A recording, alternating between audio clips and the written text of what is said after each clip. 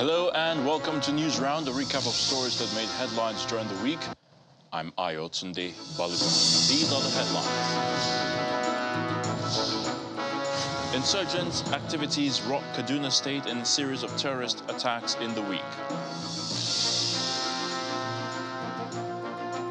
Lawmakers condemn terrorist attack, demand increased security for Nigerians, also indict service chiefs and the National Security Advisor. Minister of Mines and Steel Development admits Ajaokuta Steel Company won't be ready before 2023.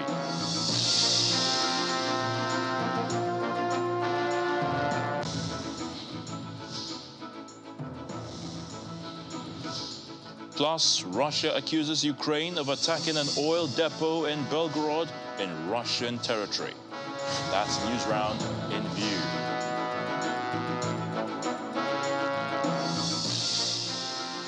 It's been a devastating week for the people of Kaduna State and also for travelers on the Abuja to Kaduna train axis.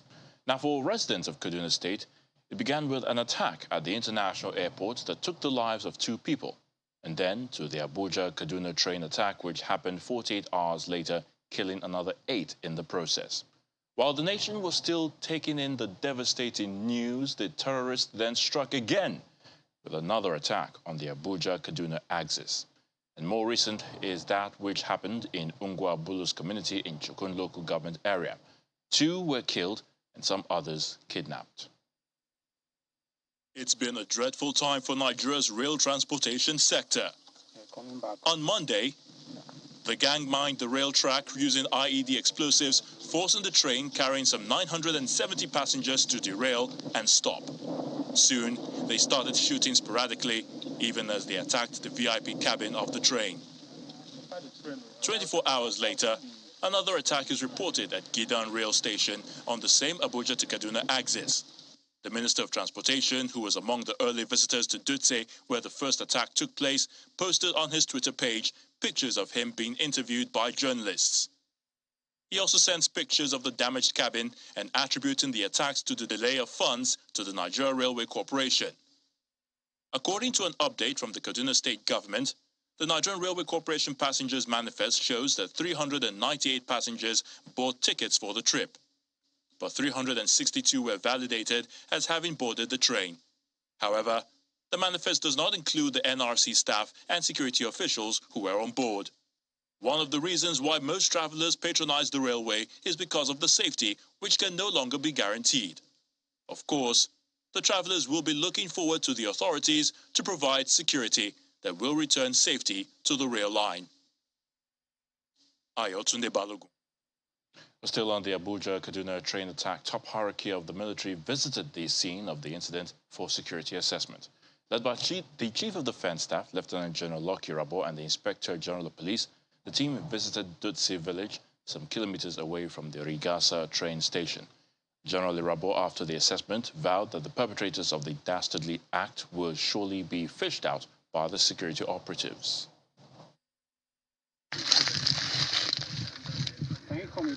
It's one ambush too many, and the military is not taking it lying low as they vowed to track down the terrorists who have wreaked havoc on the train conveying passengers from Abuja to Kaduna. So far, some bodies have been recovered, with many wounded and receiving treatment in hospital. One of them, a former deputy governor of Zamfara State. The Chief of Defense Staff, General Lucky Rabo, leads a team, including the Inspector General of Police, to the scene of the attack. And he says those responsible will be apprehended and face the wrath of the law. It's very sad that in this 21st century, we still have heartless individuals who want to make life unbearable for the rest of the citizens. This is dastardly act, but I'd like to assure you that those behind it will not go unpunished. Security, like I have always said and maintained, is everybody's business. Beyond that, here what you find is what I consider to be a calculated attempt. I'm sure, given the geography of what you just said, that it must have been something that was timed, that was deliberate. But then, of course, we build on this knowledge and then to be able to go after them.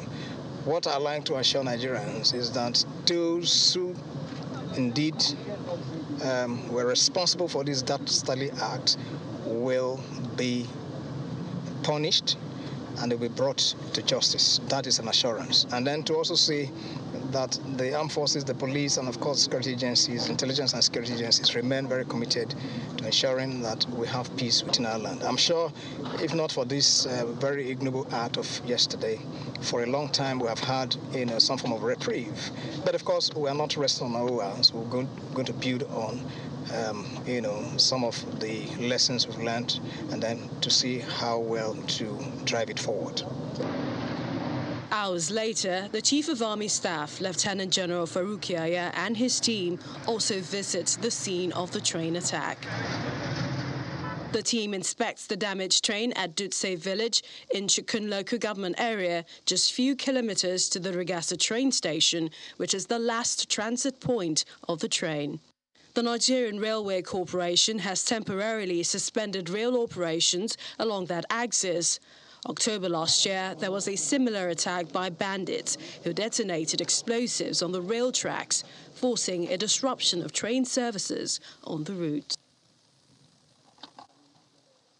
Meanwhile, the president indeed condemned the attack on the Kaduna-Abuja rail track, directing the immediate conclusion of all processes for the implementation of the integrated security surveillance and monitoring solution for the railway line, and that this be extended to cover the Lagos-Ibadan railway line as well. He also directed the Nigerian Railway Corporation, the NRC, that's the management, to speedily repair the damaged lines and resume normal service without delay. President Muhammadu Buhari gave the directives after receiving briefs from the service chiefs, led by the Chief of Defence Staff, General Lucky Irabo. Now, the president also charged the law enforcement chiefs to bring back all passengers kidnapped and ensure that the perpetrators are hunted down and made to face justice. Vice President Professor Yemi Osinbajo also visited Kaduna State over the train attack by the terrorists, where he has been sympathizing with the victims. Professor Osinbajo, accompanied by the Kaduna State Governor Nasir El-Rufai, visited the Nigerian Army Reference Hospital and St. Gerald's Catholic Hospital in the Kaduna State capital, where he wished those injured in the attack a quick recovery. It's been a traumatic week for the people of Kaduna State. From the attack on a village that led to the death of more than 50 people, to that of the airport, which left 2 persons dead, and then the attack on passengers traveling from the nation's capital, Abuja, to Kaduna by rail. This brings the Vice President to Kaduna State in company of the Governor. They visit the 44 Army Reference Hospital. Thank you. Thank you very much. Thereafter, they proceed to the St. Gerard's Catholic Hospital in the Kakuri area of Kaduna metropolis. Several families have been thrown into mourning with the loss of 8 travelers from Monday's attack, while others have sustained various degrees of injuries. Some of them narrate their ordeal. We just had the sound of like a gunshot or anything. We can't judge what is that. So the train started shaking. After like some minutes, the train just fall down by its side. So after that, we started hearing the sound of a gunshot. So they just break the door of the train through the VIP side. They just came in, carry some people, many people, they shoot many people, they carry many people, take them inside the bush. Before the gunshot, it was like a bomb, but we couldn't understand what was it. So all of a sudden we started hearing guns, and I was shot on my legs, and after that I don't know what's happened again, but we just lie down on the floor and we saw those guys busy abducting some of the the passengers.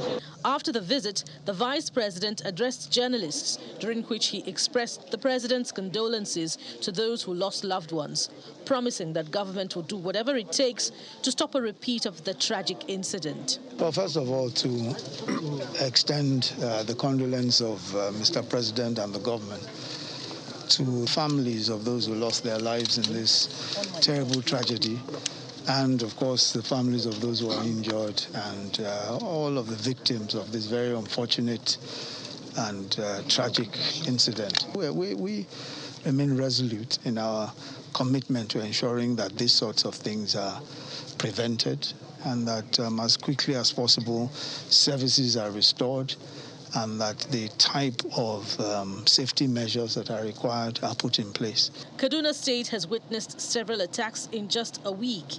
And as a result, government may need an urgent review of the state's security architecture in order to assuage the fears of citizens amid these challenging times.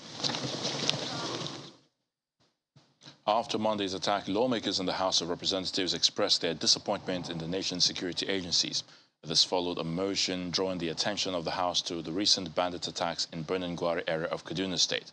The lawmakers also adjourned plenary in honor of the victims of banditry and terrorism in the past week and postponed the proposed meeting with security chiefs following the train attacks.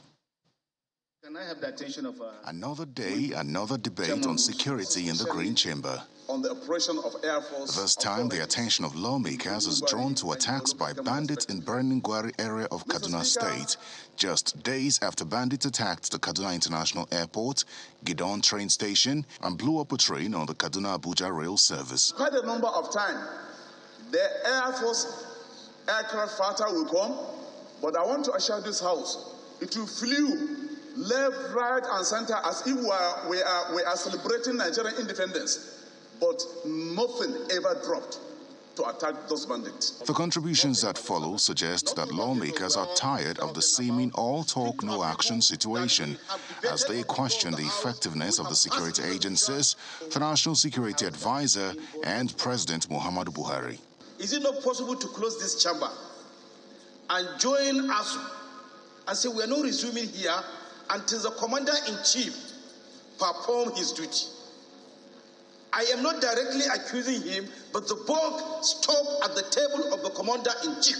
I think that if we wake up one day and say we are not opening the doors of this chamber until something drastic is done, the Nigerians will take us very seriously.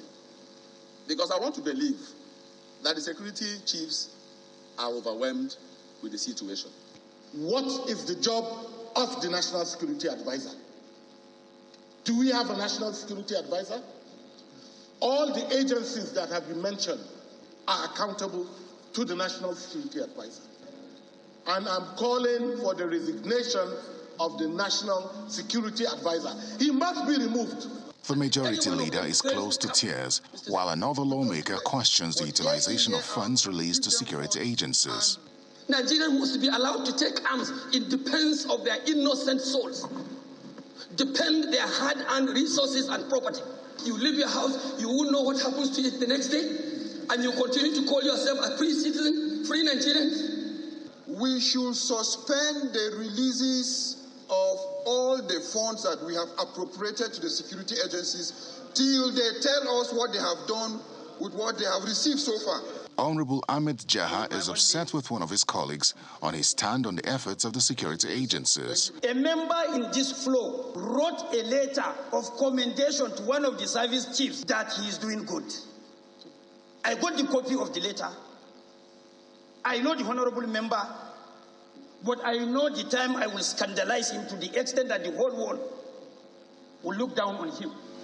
In honor of the lives lost in the past week to banditry and terrorism, special prayers are said and plenary is abruptly adjourned. Terry Ikumi, Channels Television News. Nigerians who had hoped that the Ajaokuta steel rolling mill in Kogi State will come on stream soon may have to look beyond this administration. This is because the Minister of Mines and Steel Development, Mr. Olamilekun Adegbite, is admitting that the government will not be able to deliver on its promise on the project before the end of the Buhari administration. It is the 34th session of the State House media briefings, and this time, State House correspondents are briefed by the Minister of Mines and Steel Development, Mr. Olamilekun Adigbite. He begins with the success achieved by his ministry so far. So when we came into office in 2019, set up a body to say, look, we must have Made in Nigerian Barite to save us that kind of money and also possibly to export Barite. Thank God, October last year, we were able to launch Made in Nigerian Barite. Only produced from Nigeria, up to industry standard, is measured by API, American Petroleum Institute, so it meets all international standards. So nobody has to import Barite into Nigeria again from October last year. According to him, one of the challenges his ministry faces comes from state governments who sometimes believe they own the natural resources in their states. But when we come to minerals, we still have issues with state government, thinking that, oh, the minerals in my state belongs to me, and they want to get active in that sector. So what we've done is that states can participate in mining, but not as subnationals, but as corporate. So we encourage state governments to form their own companies and, of course, come and participate. Taking questions from State House correspondents after the briefing, the minister admits that the government will not be able to deliver on the Ajaokuta steel rolling mill project as promised by the Buhari administration. I told you Ajaokuta, by the grace of God, will start an irreversible process. The problem with Ajaokuta is actually what you call force majeure. Nobody thought of the COVID. If not for the COVID, maybe we'll have Ajaokuta, because the plan was to deliver Ajaokuta this year, 2022. And I've said it before. When we came back from Russia, yes, I went to the public and said, look, we'll deliver Ajaokuta before the end of this tenure.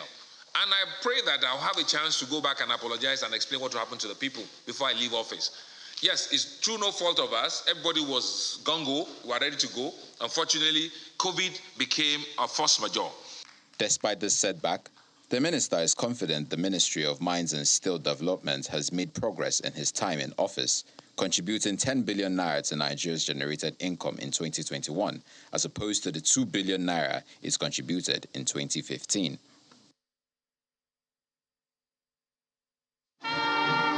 The Nigerian Institute of Journalism, NIJ, has marked its 50 years anniversary with a special convocation ceremony held in Lagos. As part of programs to celebrate its Golden Jubilee, the Institute conferred a fellowship award of the NIJ on Sir Kensington Adebutu. A procession of the academic and the governing council of the Nigerian Institute of Journalism on the occasion of a special convocation to mark its 50 years as an institution.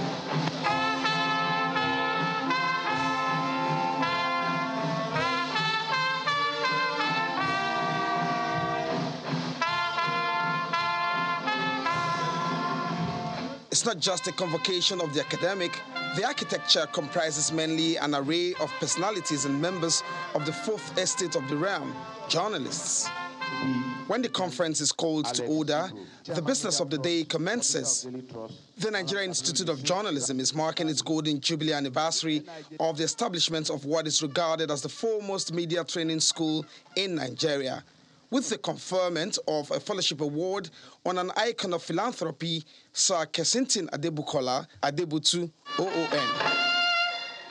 According to the governing board, his choice is born out of the recognition of his philanthropy, which pays robust attention to development of education in Nigeria. His business and philanthropic activities that spread across many cultures, communities, families, and households speaks to his humanity. To the National Open University. An almost endless citation of his contributions across many walks of life preceded his conferment and decoration. I confer on you, the Odole Yoruba, Sir Kensington Adebutu, the fellowship of the Nigerian Institute of Journalism, now endorsed, approved, and recognized by all editors and publishers all over the world through the International Press Institute.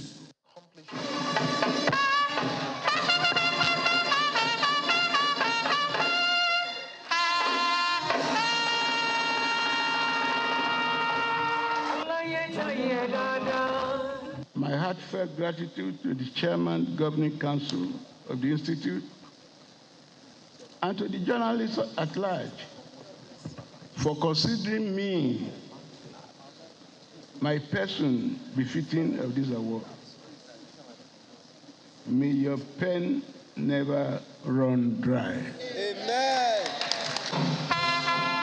The Congress has recessed for now, but the institution and its members say it is happy 50-year celebration and many more years ahead on a stronger footing in her watchdog role. Olu Phillips, Channels Television News.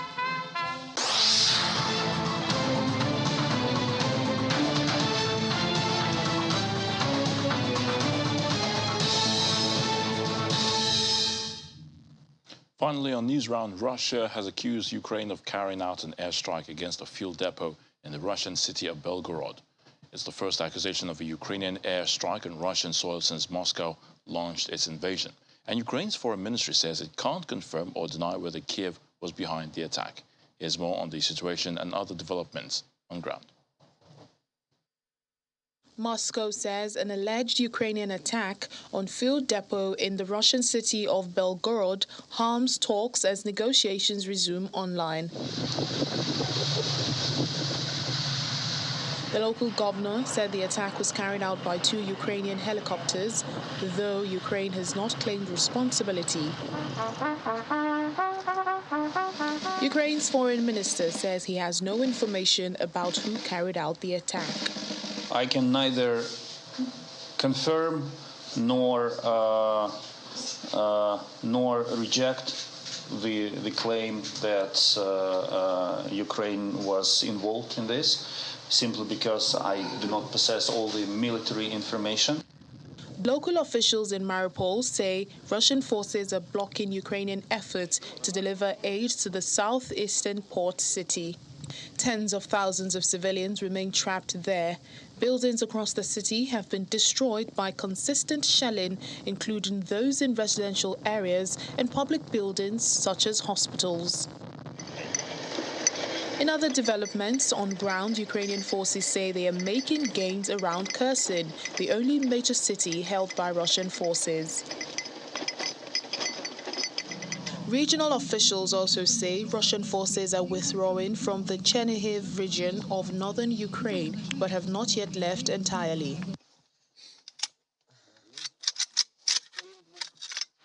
Ukrainian officials continue to report heavy shelling in eastern Ukraine, particularly in the Luhansk region of the Donbass, amid an apparent shift by Russia to redirect military efforts to the region.